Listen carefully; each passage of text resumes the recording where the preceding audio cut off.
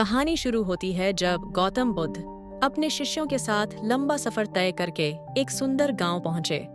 गौतम बुद्ध ने कुछ दिन उसी गांव में रुकने का निश्चय किया। गौतम बुद्ध के आने का समाचार गांव में आग की तरह फैलने लगा और कुछ ही देर में गौतम बुद्ध के आसपास लोगों इकट्ठा होने लगे और जमावट बढ़ने लगा। लोग कई तरह की समस्या लेकर वहां आने लगे। तभी एक बुजुर्ग रोते हुए गौतम बुद्ध के पास आए और कहा है, तथागत, मेरा बेटा कुछ काम नहीं करता। गरीबी और कठिनाइयों के लिए ईश्वर को दिन रात कोसता रहता है। जब मैं समझाता हूँ तो मुझसे ही बहस करने लगता है और घर का माहौल खराब हो जाता है।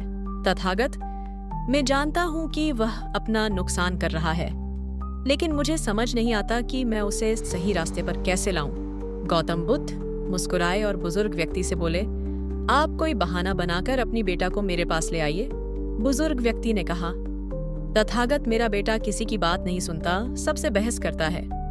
मुझे डर है कहीं वो आपको भी कोई गलत बात ना कह दे। बुद्ध मुस्कुराए और बोले, चिंता मत करो, तुम बस उससे कहना कि मैं उसकी सारी समस्याओं का समाधान कर दूंगा। गौतम बुद्ध की बात सुनकर कुछ लोग बुजुर्ग के साथ उसके बेटे को बुलाने के लिए चल पड़े। दोपहर का समय था, लड़का अपने कमरे में सो रहा था। घर पहुंचते ही सबने उसे जगाया और उसे समझाना शुरू किया, लेकिन लड़का साथ चलने को तैयार नहीं हुआ। वह बस एक ही बात दोहराता रहता कि सारे साधु पाखंडी और नकली होते हैं, मैं इनकी बातों में आने वाला नहीं। लेकिन जब गांव वालों ने उसे बताया कि बुद्ध उसकी हर परेशानी का समाधान कर देंगे, तब जाकर वह गौतम बुद्ध से मिलने को राजी हुआ।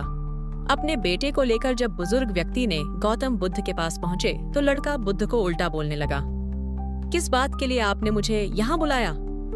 अगर आप ये चाहते हो कि मैं ईश्वर को कोसना बंद कर दूं, तो मैं ऐसा कभी नहीं करूंगा, क्योंकि ईश्वर ने मुझे इस बेकार शरीर के अलावा दिया ही क्या है? धन। जो शरीर के लिए जरूरी है वह तो मुझे मिला ही नहीं।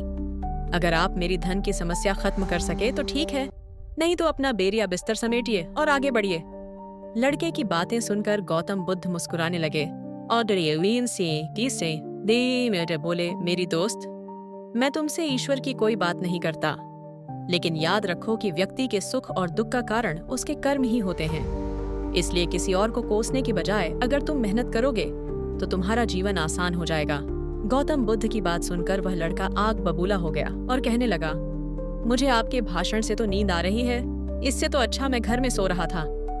मैं यहाँ सिर्फ आपसे मदद के लिए आया हूँ, अगर आप मेरी समस्या हल कर सकते हैं तो कहे, नहीं तो गाँव से चले जाइए।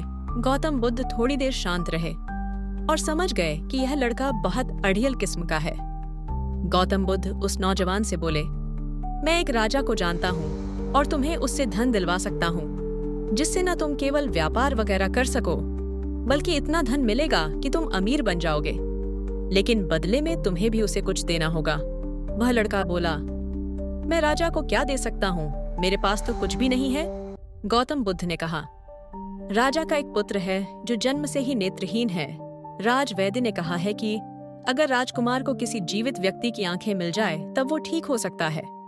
अगर तुम अपनी दोनों आंखें राजकुमार को दे दो तो राजा तुम्हें तुम्हारी वजन के बराबर सोने के सिक्के देंगे, फिर तुम अपना जीवन आराम से बिता सकते हो। यह सुनते ही डर के कारण लड़के ने आंखों पर हाथ रख लिए और जोर से कहा, यह आप क्या बोल रहे हैं? जीते जी कोई अपनी आंखें कैसे दे सकता है?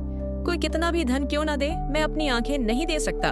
गौतम बुद्ध बोले, कोई बात नहीं, दो नहीं तो सिर्फ एक ही आंख दे दो, फिर भी मैं तुम्हें तुम्हारी वजन के बराबर सोने के सिक्के दिलवा दूंगा। वह लड़का फिर जमकर बोला, आप ये कैसी बातें कर रहे हैं? मुझे सोने का चाहे जिए चाहे जितने सिक्के मिल जाए, मैं अपनी एक भी आंख नहीं दे सकता। मेरी आंखें अनमोल हैं। गौतम बुद्ध ने कहा, अगर तुमको और धन चाहिए तो बोलो, राजा मना नहीं करेगा। तो लड़का बोला, मेरी आंखें अमूल्य हैं, कृपया आप यह कहना बंद कर दें। मुझे किसी भी कीमत पर अपनी आंखें नहीं बेचनी। लड़के की बात सुनकर गौतम बुद्ध ने कहा, मेरे प्यारे दोस्त, अभी कुछ समय पहले ही तुम अपने शरीर को बेकार कह के कोस रहे थे और अब तुम कह रहे हो कि तुम्हारी आंखें अनमोल हैं। आंखें तुम्हारी शरीर का छोटा सा हिस्सा है। अगर तुम्हारी आंखें अनमोल हैं तो तुम्हारा शरीर कैसे बेकार हो सकता है? अगर शरीर तुम्हें अनमोल लगता है तो तुम्हारी बुद्धि की क्या कीमत है? अगर यह सब अनमोल है तो जीवन शक्ति जो तुम्हें जिंदा रखे हुए हैं उसकी क्या कीमत है?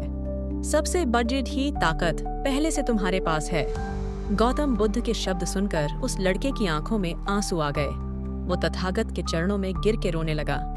फिर कहा, मैंने बहुत बार कोशिश की, लेकिन मैं कुछ कर नहीं सका, इसीलिए मैं इतना हताश और कड़वा हो गया।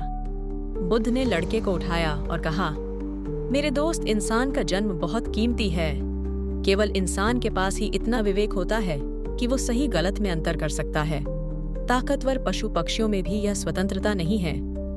इसलिए अपने शब्दों की ताकत को पहचानो और किस्मत को कोसना बंद करो। जब सर पर परेशानी आती है तो हम सब नकारात्मक हो जाते हैं और भूल जाते हैं कि हमारे पास कितनी सारी कीमती योग्यताएं हैं। गौतम बुद्ध कहते हैं कि बनाने और मिटाने दोनों की शक्ति हमारी शब्दों में है। जब शब्द सच्चाई और दया से भरे होते हैं तो पूरी दुनिया को बदल सकते हैं। इसीलिए गौतम बुद्ध आगे कहते हैं कि अपनी जुबान को अच्छे शब्द सिखाओ, अपने मन को अच्छे विचार सिखाओ, आंख, कान, नाक सबको प्रशिक्षित करो। इंद्रियां बहुत अच्छी दोस्त बन सकती हैं। ये हमको दुखों से पार ले जाएगी और जो चाहे हम प्राप्त कर सकेंगे। यह सब हम ध्यान, योग, प्राणायाम, विपश्यना से सीख सकते हैं।